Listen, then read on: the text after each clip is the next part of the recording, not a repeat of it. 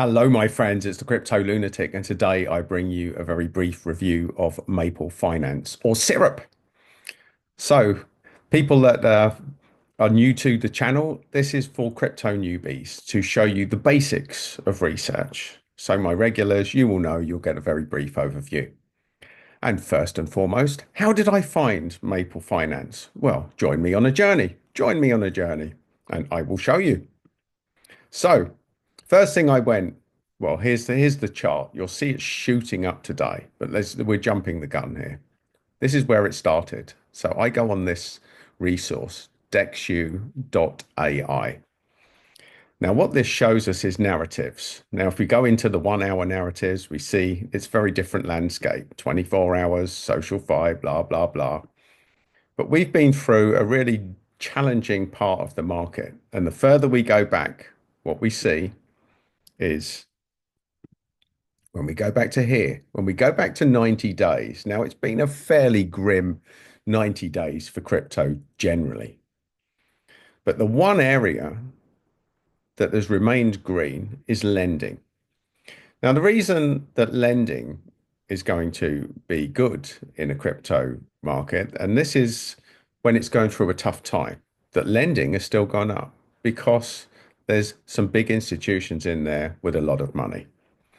And they're probably going to want to borrow against their crypto. So we go back even further, year to date.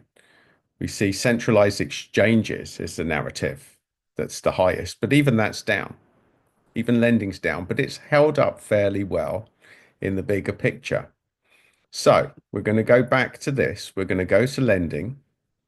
And what did I find? What did I find if I click on here? So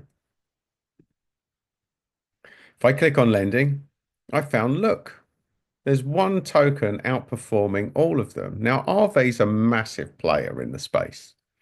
Arve, I would argue, is a very solid bet in the crypto space. And I'd heard of Arve, and I know that there's massive value there.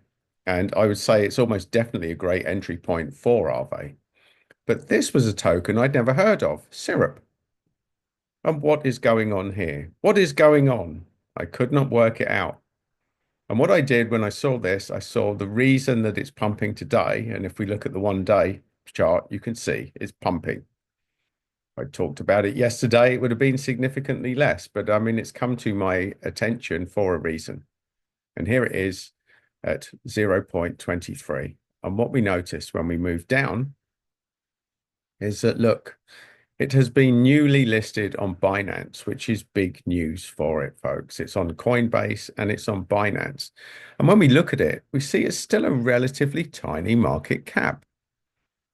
So 250 million is big enough to know that this is not an early stage project, that it's got some traction, but it's small enough to have the potential for massive gain. So this is an interesting place to be playing in. We see that it's listed on the major exchanges. So all of these are big ticks. These are big ticks. So you can see here, look, Binance lists Maple Finance. It's 9 hours ago. Now, usually after it's listed, you get a pump, and this is not necessarily a great entry point. But let's look at the bigger picture here. Let's look at the bigger picture. We see that it's still relatively small. We see it's getting traction. We can see that there's obviously something behind this for a relatively small cap coin when we go down here.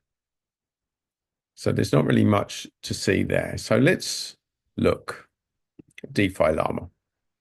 And we see here that there is 759 million total value locked. Now, as a rule of thumb, the total value locked, you want it roughly the same as the market cap. And you see here that there is almost 3 times the market cap with the total value locked. The market cap is 250 million and the total value locked is 759. Now, this is a good sign. This is solid because this means there's actual value locked. This isn't one of your scam coins. This is a lending protocol. And the odds are it's targeted at the big investors. So let's go to their social media. We see there's a reasonable following, 45,000. We see, look, they've just told that they've been listed on Binance, and we see a relatively inactive account. This has been sitting in the background, not really doing very much. Not really doing very much. Look, tweets from we're going back, we're not going down far before we're at 2023 here.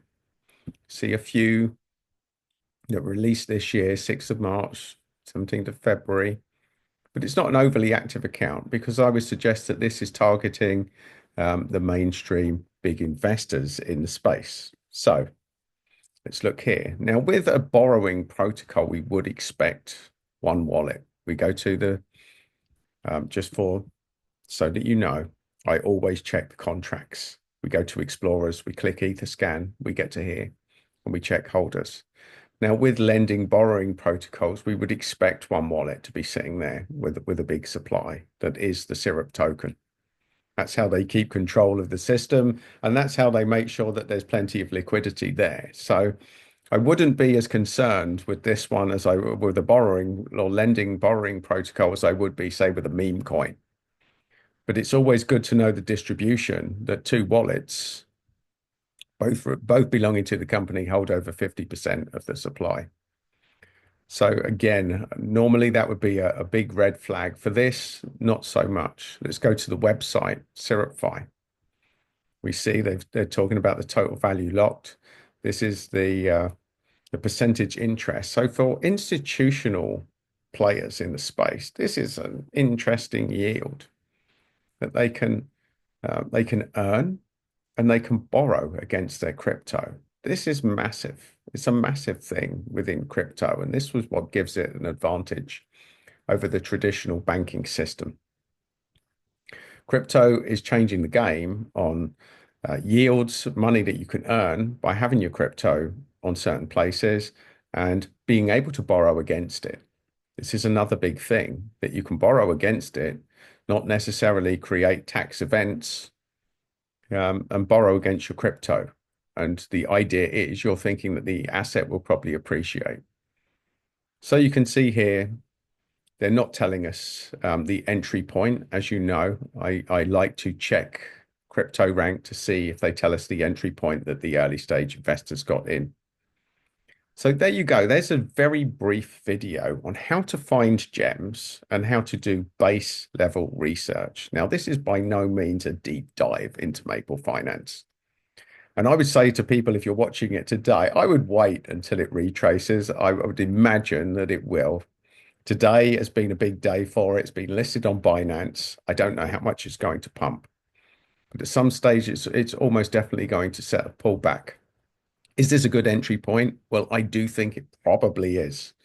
If you go in 6 months' time and look at this entry point, you'll probably be very glad. So if I was on a shorter term view and I was to enter Maple Finance, I'd probably wait till it pulls back about 10 or 20% from this point. It might not, though, folks. You have to bear that in mind. It might not.